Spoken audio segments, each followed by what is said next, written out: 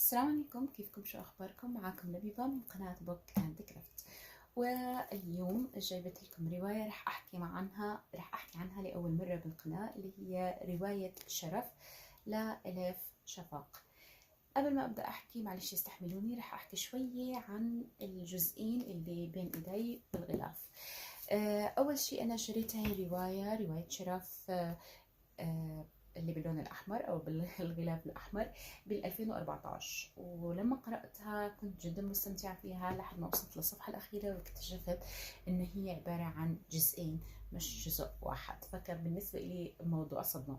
قعدت أدور على الجزء الثاني في معارض الكتب، واكتشفت إنه معظم الكتب الموجودة في معارض الكتب هي الجزئين سوا مش جزء واحد، لحد ما لقيت الجزء الثاني منفصلا بال 2018 اتوقع. واول ما حصلته على طول بلشت اقرا فيه حتى اعرف شو صار بباقي الاحداث الخاصه بالجزء الاول.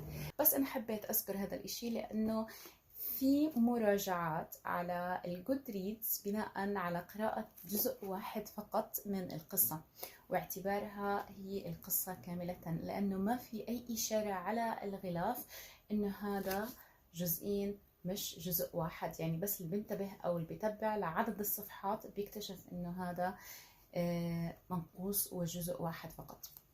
نبدأ القصة يا سادة يا كرام. تبدأ من عند أسماء. أسماء هي مقيمة في لندن، لكنها هي كردية الأصل. أسماء بتستنى الإفراج عن أخوها اسكندر بتخوف في الصفحة الأولى من القصة، وبترجع فينا للزمن لورا كتير كتير كتير حتى تعرف لنا ليش وصلت المواصيل لهون.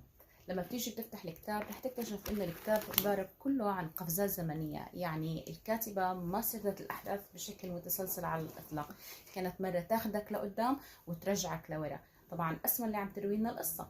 نرجع لعند ستها نازي خلفت توأم بنات بعد 6 بنات، فاكتئبت، بطلت تحكي، واجوا شيوخ القبيلة في القرية الكردية يحاولوا انهم يقنعوها انها ترجع للكلام. ولما قررت ترجع تفك الصمت وترجع للكلام، اطلقت على طفلتها اسمها بخت وبس. لما اجى الاب بيرزو وسأل عن الاسماء وقالوا له انه ماما سمت البنات بخت وبس، فهو ما عجبه هذا الاشي لانه طبعا معنى الاسماء بخت وكفى، فقرر انه يسمي البنات جميلة وبامبي.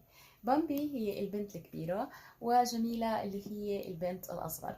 تاخذنا الأحداث مع البنتين، واحدة فيهم بنلاقيها راحت لصارت إنها هي القابلة العذراء المشهورة بهاي المنطقة الجبلية من القرى الكردية، والثانية انتقلت بالحياة تماما للندن وخلفت 3 أولاد، وكل واحد فيهم وراه قصة وهي نفسها وراها قصة.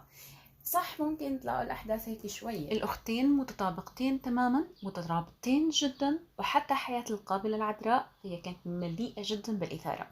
فالقصة هاي لما راح تقرأوها راح تكتشفوا إنها مش بس مجرد سرد عادي للأحداث، راح تكتشفوا إنه إليف شفاق بطريقة بسيطة كتير قاعدة تفرجينا في كل مراحل الحياة كيف إنه النظرة للبنت من طفولتها، إنه هي لساتها بيبي من أول خروجها لا حد ما بتكبر مختلفة تماما عن النظرة للولد. الأشياء اللي بتعملها البنت تعامل فيها بشكل مختلف تماما عن الأشياء اللي بعاملوا فيها الذكور. حنلاقي في القصة في المستقبل أو حنلاقي في القصة لقدام شوي كيف إنه في عنا أب خائن وبيشرب وبيحب الرقصات وبيهجر أولاده وبيصرفش عليهم، كيف المجتمع عم بتطلع له، وأم زوجها هجرها ولأنها تعلقت بشخص ما وعم تطلب الطلاق، عم بتدور على هذا الزوج اللي هجرها وبدها تنفصل عنه، كيف المجتمع بينظر لها نظرة مختلفة تماما. هاي القصة